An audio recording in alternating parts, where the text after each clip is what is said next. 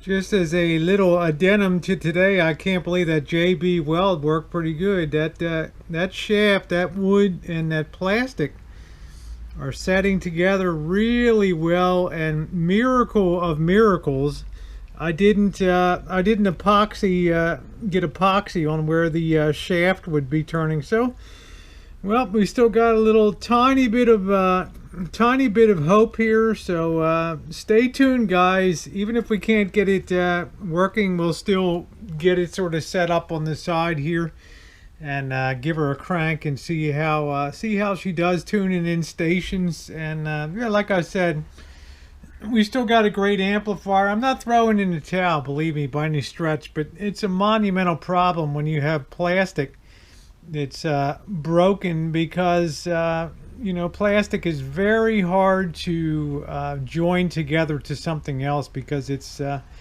even though I roughened that up a lot and did some things to abrade that and make sure it gave some good tooth to the area there for the epoxy. We'll see, because I don't want to spend too much time on a tuner, especially when I have so many other tuners around that would marry very well with this. But then again, I hate to throw in the towel too, guys. So well, stay tuned. I know one thing: to get this collar on here, not going to be able to slide that in, to bend that enough to slide that into that holder there. So gonna have to bend back this restraining. You have to take the hacksaw and back cut that a little bit and bend that back into position, set everything on, and then bend it back. So more fun and games ahead.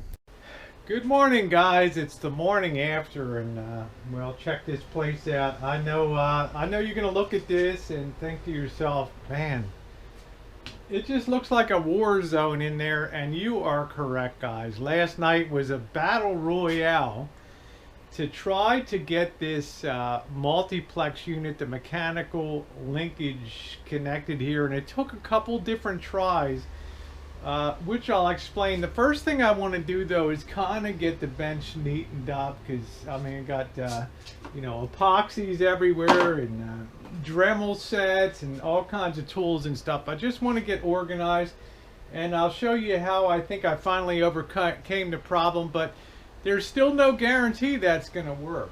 I mean, if you look at this, unit down here, and you give a close examination to it, a couple things really stand out. Let me give a little more light here. A couple things stand out. It's got some really delicate, on this side you can see a little better, it's got some really delicate little coils and connections up in here. This thing, you can see the little cat whisker thread here, and although I don't think I disconnected anything in working on the unit, this small coil up here got snagged on the drill a little bit. I think I kind of straightened it out pretty much into position, but you never know, because it's supposed to look like that coil down there. So that's a problem. I might spend a little more time on that, but it has a sheathing on it, like a cotton sheathing, and I want to be careful that I don't short it out or anything on there. So yeah, it's been an exciting night. So I'll just stop the camera, get cleaned up, and then I'll tell you what I did. Okay, I'm happy. It's kind of under control here, so can't have a lot of metal parts and stuff underneath of these chassis, or you might short something out. The big problem we had was in this area right here. This shaft had broken off, this plastic shaft, and this had a little bit of a retaining ring, and I don't know where exactly. There it is, a little retaining ring. It actually kept another piece of plastic sliding and making contact with that. You couldn't just connect this up and make a firm connection here, because otherwise this wouldn't be able to move in here.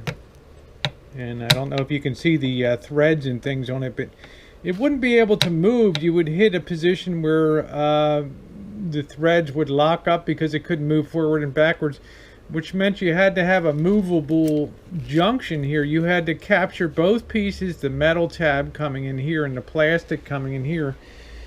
Similar to this drawing here, and I don't want this to be too complicated, but the shaft was broken here and you just had an end on it, but it needed something to come out from there that could be tapered here, and then the metal piece coming in on this side would fit over top of that, and it would be able to move back and forth as the FM was adjusted by the knob. This would be able to move freely in and out without getting locked up. So I cut a piece of wood off of a dowel, and I ended up shaping that into a small piece with a point on it. Drilled a little bit into the plastic that was broken off and actually set that into there. I took the point of the took the dowel and actually made a little point like that on it, and then put the epoxy in here and let that set overnight, and then came back and took this unit apart here and removed the shaft, and then took part of this, cut a bit of this pen here, which is a really hard but yet mobile plastic here, and was able to put both of these pieces into that, to the point now where both of those pieces were able to get inside of this pen, this what would you call it, a standoff or a collar, I guess you call it, and that collar was able to have the parts move independent in and out depending on the way the stations are tuned.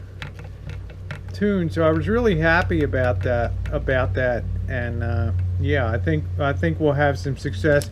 And you can see how that actually moved away the distance here, and then as I turn it the other direction, you can see it move back. So it's not as simple as just connecting onto a shaft. So it's time to put it together. I did do a little pre-test last night.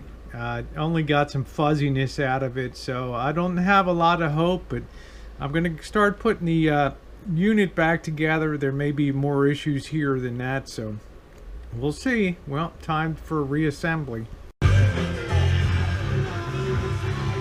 It's a little staticky, I know. That can be adjusted. But guys, we got success on this baby. Marriage in Michigan. That would help with the holiday FM, baby. Paying off Christmas bills. I'll tell you, when a plan comes together, guys, it is a beautiful thing.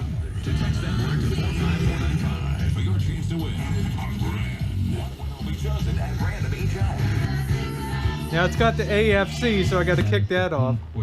Chief Justice. You cannot issue a license to a gay couple. I mean, that's like inundated.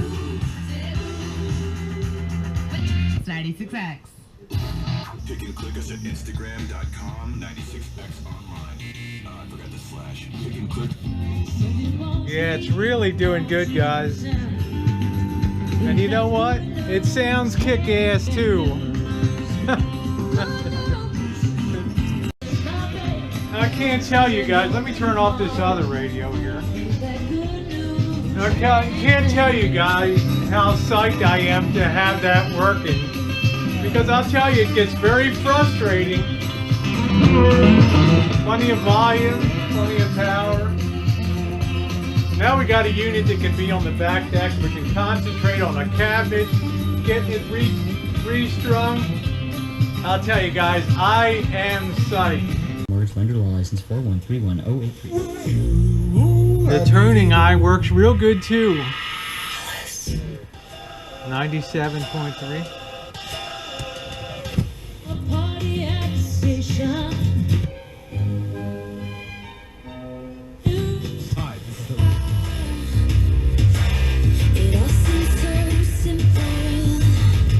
Tell you, I am really psyched, guys. We got a long way to go, but I'll tell you, it's nice to see all that work and all that brain surgery paid off, and we got everything all back together again. Took careful notes and diagrams, so Yeah, it's a beautiful thing.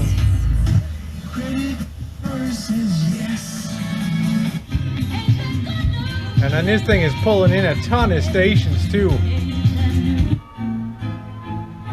It's got that AFC on. So it's only jumping solidly between Glorious stations. mental apathy over the winter breaks. Boy, doesn't that sound great?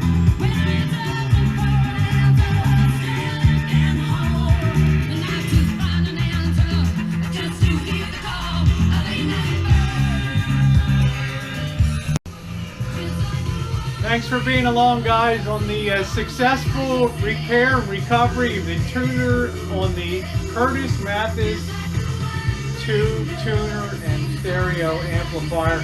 It's been fun. It's been harrowing. Thanks for being along.